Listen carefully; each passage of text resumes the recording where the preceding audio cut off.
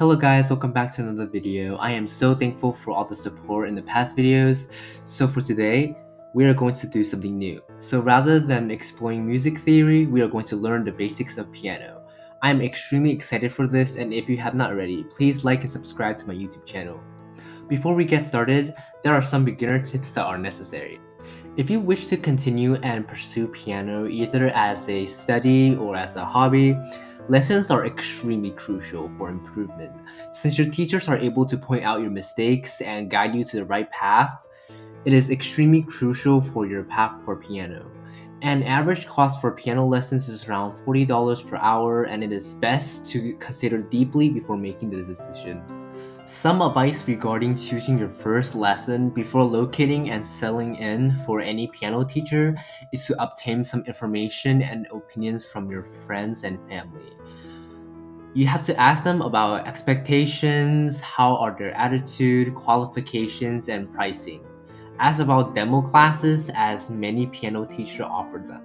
Demo classes are great ways to see if you're truly interested in the class. If you ever decide to start your piano journey, I highly recommend joining group classes with your friends to start off. They are way cheaper and sometimes offer half the amount of private lessons. Next, you're able to learn with your friends and have an extremely engaging class. I recommend looking for private lessons rather than those in music stores.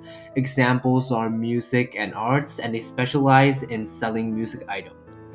Teachers from music stores tend to lure you into buying their products, so it's a good idea for you to look into teachers before selecting. Starting off, I would recommend any second-hand piano that is sold for cheap. Beginning the piano journey may be tough, and most people buy an electric piano instead of the typical wood ones because they are a lot more affordable.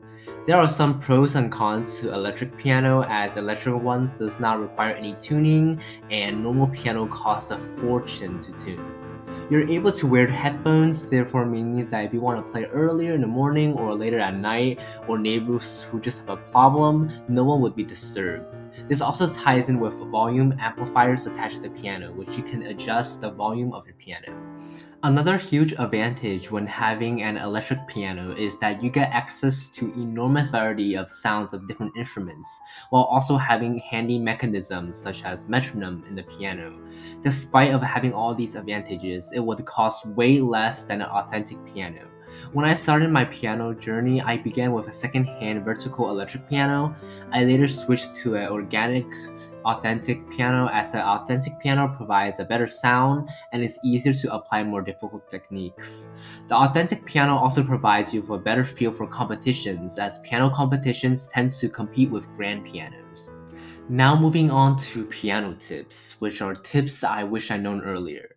So first, posture is extremely important, as correct posture can allow you to use less stamina while playing, which means that when you're playing a long piece or practicing for a while, you will not be as tired as when you're using a bad position. A good posture would include straight back, curved hands and fingers, and sitting in the front of your seat. The next tip is to be sure to practice, as the only way to improve in something is to practice. A recommendation would be to practice at least 30 minutes a day when starting off. This includes splitting your practicing time into sections. For example, skills will be around 30%.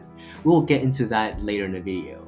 While music you learn will consume the rest of the 70%, and of that 70%, 80 of them would be the teacher that the teacher gives you. The rest you can just play whatever you want. Although the music that you want to play is fun, it is important to balance with the practice that maximizes improvement. That should cover up most of the tips portion. Now we can move on to the playing part. Hello guys, as you can see here, this is the piano and there is 88 keys in total in this piano. And let's start off by looking at the proper finger numbers. So the pinky is 5, the ring finger is 4, the middle is 3, the index is 2, and your thumbs are 1. So let's begin by finding the middle C.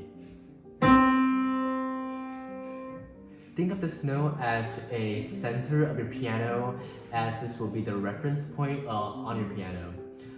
Many people ask what are the difference between a black note and a white note, and the answer is pretty easy. They sound completely different.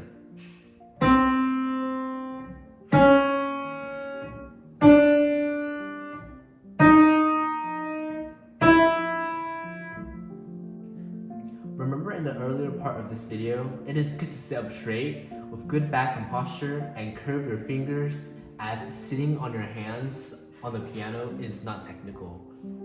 We are doing good so far, and we can proceed to the next step, which is playing a scale. What we will be doing is a half octave C major scale.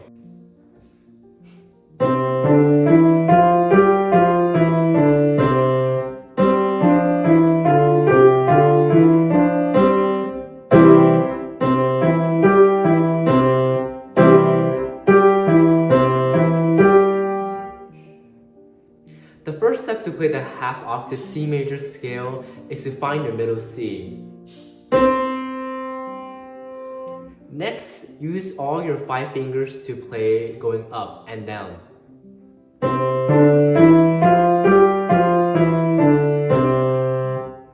After that is the contrary motion, where you play with the same finger. Thumbs, index, middle, ring, pinky, and the same coming down.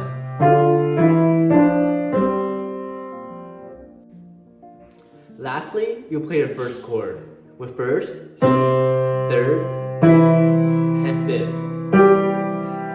And together, now all you gotta do is go up and go down.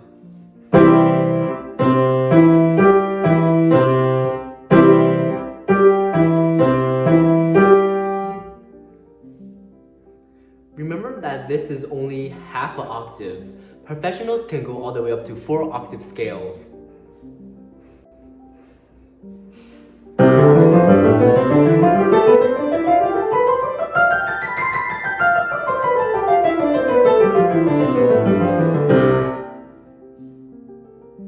Next, we can focus on legato and staccato. Legato is played when the piano is connected.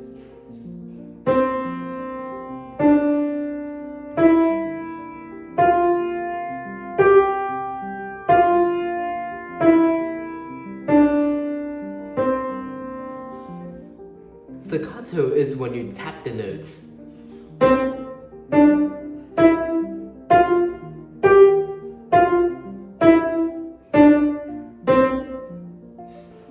There are many pieces that use these techniques and are hard to master.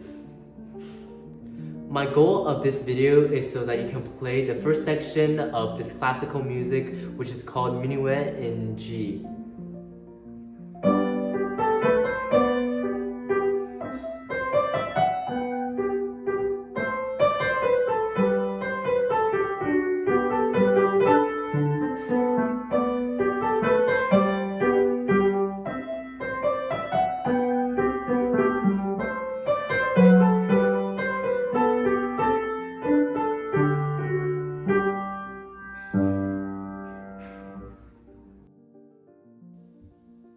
So before we begin playing, we want to pay attention to the key signature and the time signature. The key signature is G major, as this is Minuet in G, as this is the name of the piece. But more importantly, this means that all F note in this piece is F sharp, meaning instead of playing F, we play F sharp.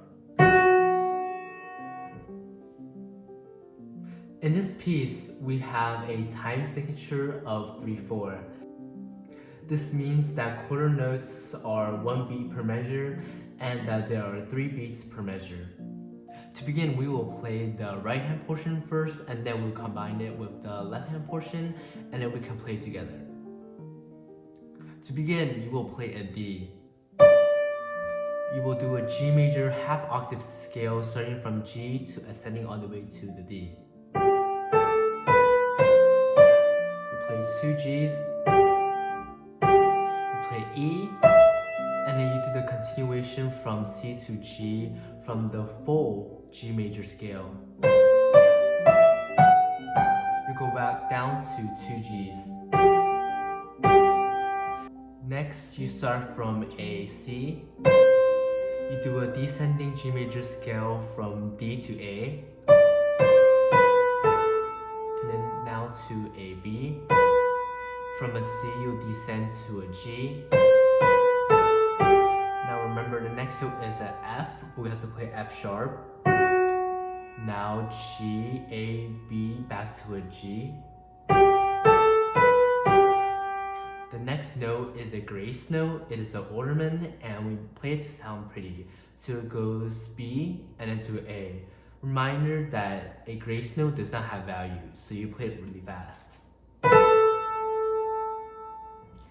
The next part, you'll repeat the first part, which is a D.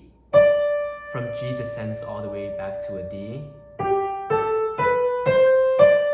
Now following with two Gs. E. From C ascends to a G, reminder that there's an F sharp. Two Gs. C. From D descends to A. To B. From C descends to a G. Now play A. From B descending to a F sharp. And you end with a G. Now for left hand, you start with a G major chord. You will play A, and then B, and then C, and then B, A, and G. Notice that this is a pretty simple pattern. You go G, and then A, B, C, B, A, G. It goes up and down like a hill. Next, you're gonna do a broken G major half octave arpeggio. So you go D, B, G, and then down to a D, and then do an octave down to a D, and then C, B, A, and then B, and then A, and then G, B, back to a G, and then with a C, you play a B, do C descending to a G, A,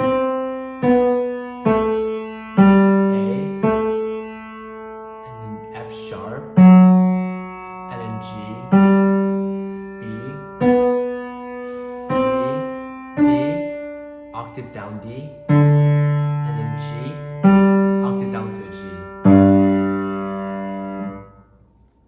Now after playing hands separately, we can combine them to make the hands together. You will begin with a G major chord with a D. From a G, you'll ascend all the way to a D with the A. With the D, we will play a B with two Gs. E, and then C ascending to a G, reminder that there's an F sharp. With a B, there's a C with A, D descending to A, and then G with a B, C descending to a G,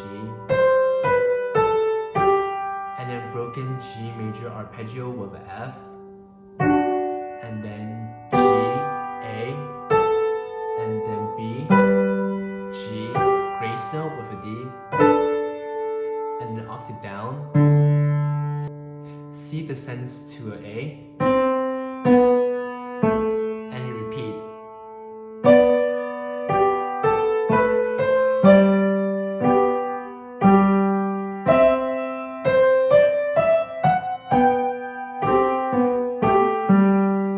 So now you play a C with an A, and then D descends to an A while playing an F sharp.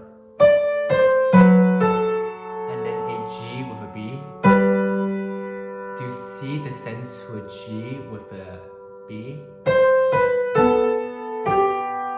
and then you play with a C with an A, and then B descends to a F while playing a octave D. Next, you're gonna play double Gs, an octave down to a G. Remember that you can always loop back into the video and rewatch if there are any parts where you feel like you did not get the hang of. Remember to always practice and practice correctly. I want to thank you all for watching and spending time with me, as this is invaluable for young aspiring content creators. Reminders to please like, comment, and subscribe to the video if you found it helpful, and subscribe for more piano related content. Keep practicing and remember that every small step counts on your music journey.